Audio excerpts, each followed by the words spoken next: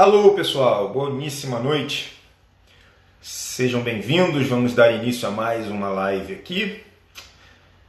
Vamos lá, vamos esperar o pessoal chegar, vamos ver se a conexão tá legal. Excelente, vamos chegando pessoal, live de hoje curtinha, podem ficar tranquilos. Como é que vocês estão?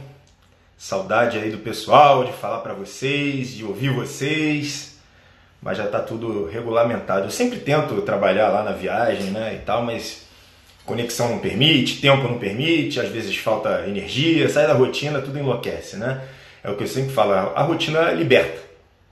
A gente consegue fazer bem mais coisa quando a gente está dentro da rotina. Pessoal, seja bem-vindo. Fala aí, por favor, se o áudio está ok, tá tudo ok, né? Então vamos embora, vamos começar, vamos dar seguimento aqui, né?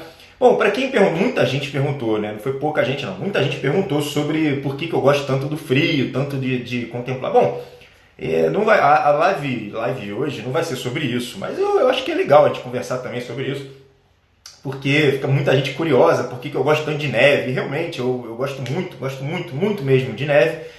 E tem toda uma contemplação do belo, toda a contemplação das montanhas, é onde eu mais gosto de estar, né? Bom, enfim, é o seu planeta, a sua casa, e é legal quando a gente consegue ir para ambientes mais inóspitos, onde a gente consegue ser mais testado, um ambiente que vai ser mais promíssuo e onde tenha mais, de fato, um elemento mais de radicalidade, onde a gente fica realmente se sentindo insignificante perante a toda a natureza. Isso tem toda uma veia de contemplação, mas que isso vai fomentar o seu grau, do seu imaginário.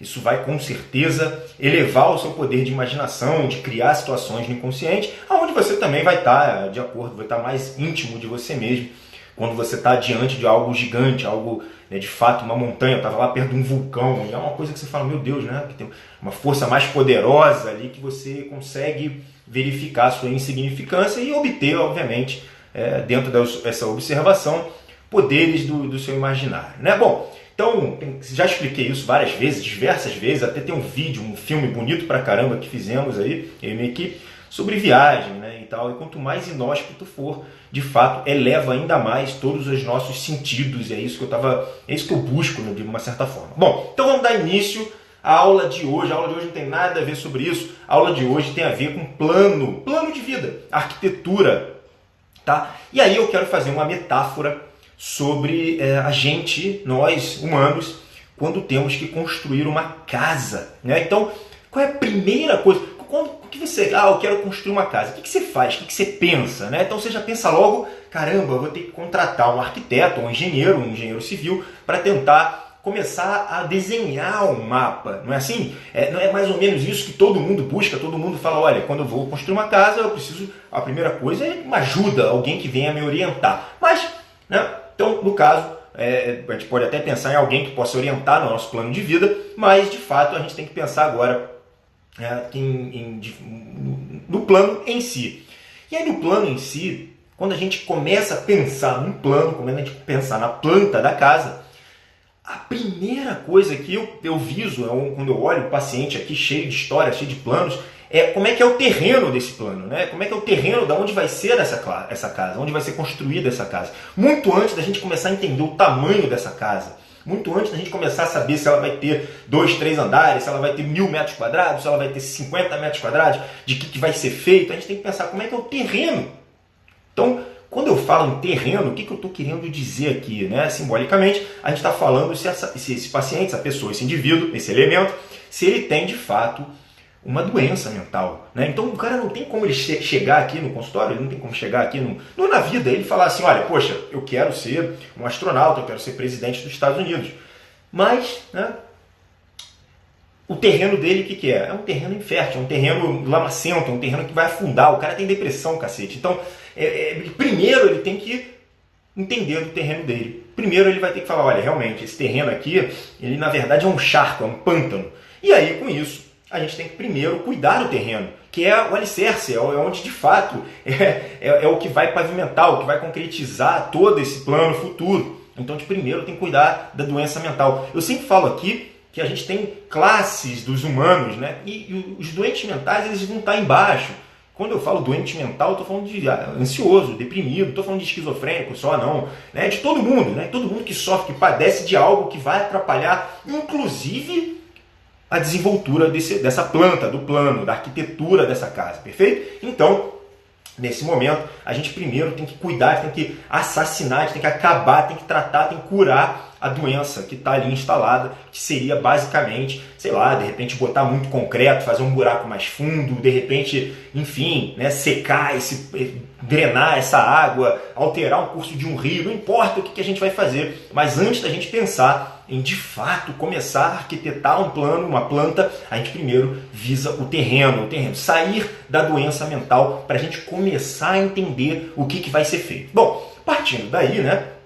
Eu vou até desenhar um pouquinho hoje no quadro, a gente começa a montar um plano, né? E aí como que acontece esse plano? Esse plano, ele é teu, ele é algo que vai mais ou menos embasar em algo que você queira lá no seu objetivo, a gente vai falar isso mais tarde no final da live, mas esse aqui, vocês conseguem ver bem aí um círculo, né? Ou quase isso, esse aqui é o seu plano, beleza? Então, vocês conseguem... Ih, vai ficar ao contrário, né? Paciência. Mas isso aí é só para a gente ilustrar, né? Então você tem ali o teu plano.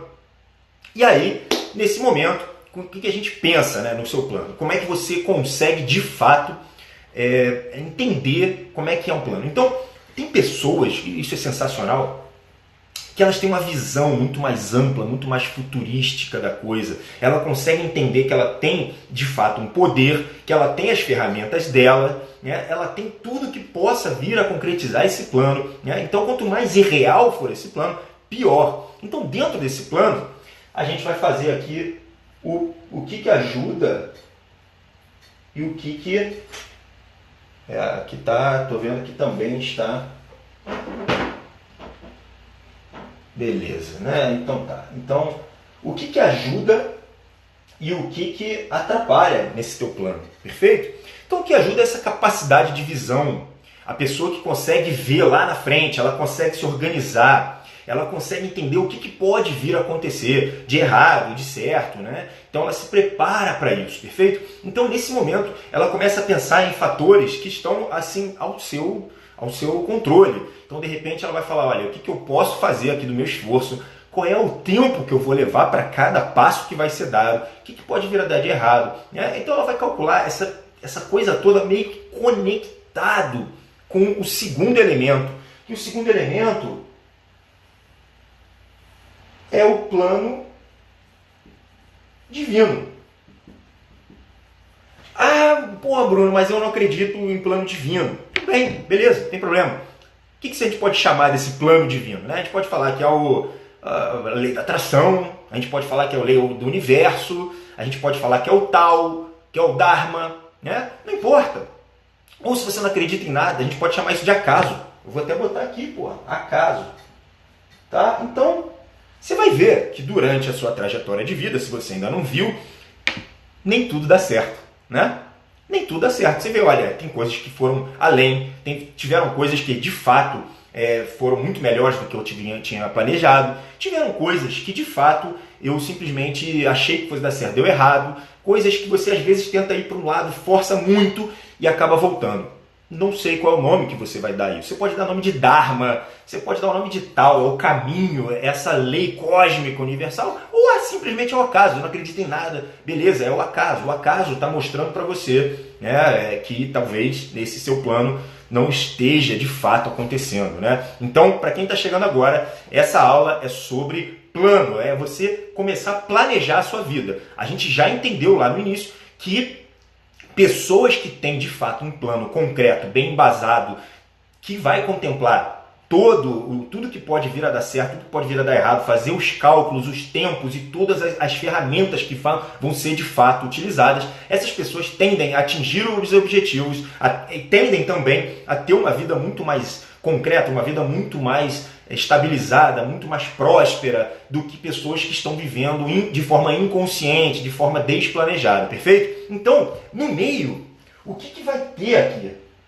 que é isso? Isso aqui a gente pode chamar de realidade, é o que de fato está acontecendo. Né? é a realidade. Perfeito? Repare que eu não falei verdade, tá? A verdade aqui seria uma outra coisa, estaria mais para o plano divino, mas enfim, não vamos comentar sobre isso nessa aula, mas é a realidade, o que de fato está acontecendo. Então, entenda que quanto mais você tiver ligado, conectado com o outro plano, você vai estar aumentando a sua jornada de uma forma real. Você vai estar conseguindo trazer. Então, vamos botar aqui, puxa vida, olha, eu sou favelado, não tenho condição nenhuma de estudar, eu sou uma pessoa que não tem energia para estudar, não gosto de estudar, eu sou uma pessoa que estou muito ligado a, enfim, futebol, sei lá, mas eu também não sou bom, não tenho talento. Aí eu falo, poxa, meu plano é ter uma Ferrari. Olha, ou sei lá, uma mansão e tal. Não é que não vá acontecer, mas talvez o seu plano esteja fora da realidade e talvez não seja também o seu plano, o plano lá da outra parte mais espiritual, não venha do além. E aí, nesse momento, provavelmente você vai ficar fora da realidade, você não vai concretizar os seus planos, perfeito? Então, nesse momento, a gente tem que falar sobre o que pode ajudar, o que pode atrapalhar. Então, a gente já falou sobre algumas características dessas pessoas que são visionárias, que têm os objetivos claros, né? Então, aqui a gente está falando, de uma certa forma, do ponto A para o ponto B. E esse, no caso do ponto A, onde você está agora, o ponto B é onde você quer chegar. Você sabe hoje dizer aonde você de fato quer chegar? Né? Porque, de fato, aqui no meio existe uma coisa. O que é essa coisa? Né? Essa coisa é o esforço. Essa coisa é o teu gasto de energia. E a gente já sabe muito bem que o ser humano vive instintivamente em função de guardar energia. A gente tem isso, você pode parar para pensar agora. A gente trabalha muito agora, gasta energia para pensar lá no futuro, lá na aposentadoria. Né? A gente hoje fala, não, puxa vida, se eu conseguir fazer isso de uma forma mais inteligente, eu vou gastar menos energia. Talvez eu queira comprar uma máquina de café ao invés de fazer um café para gastar menos energia, obter mais tempo. E é isso que a gente visa, é isso que a gente busca meio que instintivamente, tá? Então, quando você busca lá saúde, tudo isso que você faz, é salvar energia. A gente sabe que energia está no nosso sangue, no nosso DNA, energia é escasso, então a gente mais ou menos vai cuidando por aí. Só que a gente entende que quando uma pessoa quer chegar do ponto A para o ponto B, ela vai precisar de gasto de energia, o esforço dela. Então, eu quero ser uma pessoa super inteligente, eu quero ser um cara que vai passar no concurso para juiz. Beleza, o que está entre eu e o concurso e o passar no concurso de juiz? Horas de estudo, né? Horas de estudo. Então é um esforço da minha parte que vai ter que ser muito grande. E aí que é o pulo do gato. Porque quando você chega e fala, tá, beleza, eu tenho esse esforço, né? Eu já sei que eu vou ter que passar por esse esforço, não vai ser fácil, né? E aí você você aprende, aí uma das coisas mais bonitas que a gente pode vir a fazer é amar esse esforço. Amar o esforço. Quando você aprende a gostar dessa jornada, você consegue fazer o ponto A para o ponto B vira teu, em qualquer momento, em qualquer caso. Então vamos lá, eu quero ser um pianista. Beleza, eu quero ser um pianista, então vamos lá, um plano. Bom, o plano é eu começar a treinar pra caramba, então eu vou ter que juntar dinheiro para comprar um piano. Aí você vai lá ver quanto é que é um piano, você vai saber quantas semanas você vai precisar juntar. Então você começa a fazer o seu planejamento e quanto mais você for objetivo, quanto mais você for detalhista, quanto mais você pensar o que pode vir a dar errado até você se tornar um pianista, mais seguro vai estar o seu plano. Mas, agora a gente vai falar sobre coisas que podem vir a te atrapalhar. Então, é claro que quando a gente faz o ponto A, ponto B, acontece um monte de coisa. A gente já falou sobre algumas, mas... Então, quando você tem um medo excessivo, né? Alguém perguntou sobre medo hoje, né? Eu até respondi, o medo, a vida não pode ser pautada em medo. Você vai ver que quando você, de fato, vive em prol do seu medo, baseado no seu medo, a sua vida, que vai ser totalmente mitigada dentro desse teu medo, é óbvio, evidente, que você não vai se tornar uma pessoa... móvel, você vai se tornar uma pessoa sempre estagnada, uma pessoa sempre tendendo, né? Deu uma travadinha aqui, coisa leve. Então, sempre vai estar tendendo à estagnação. Né? Uma vida que vai ser sempre aquém, uma vida diminuta, no máximo medíocre, uma pessoa que vive com medo. Ela não se expõe, ela não faz, ela não tem ação. Né? E aí, também você vai ter crises no meio do caminho. O que é palavra? O que quer dizer crise do ponto de vista humano? A crise, na verdade, é uma necessidade de mudança. É uma necessidade de mudança. Então, quando você está do ponto A para o ponto B, talvez você vá se deparar, provavelmente vai, com crises, sejam elas quais forem. Então, no caso, você está falando, de repente, de uma crise financeira, uma crise de algo que tenha dado errado, algo que tenha acontecido, alguma intempérie que aconteceu no meio do caminho, a ponto de você ter que desvirtuar desse teu caminho.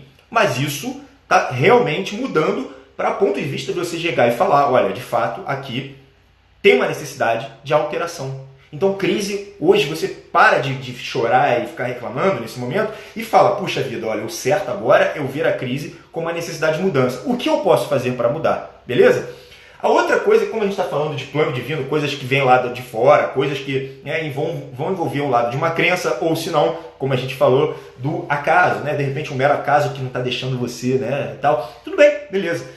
A pessoa que tem a intuição mais aflorada, essa pessoa de fato vai conseguir obter um ponto de vista um pouco superior, um pouco além, que ela vai olhar e vai falar, puxa, entendi, isso aqui realmente não é para mim, isso aqui de fato é para mim.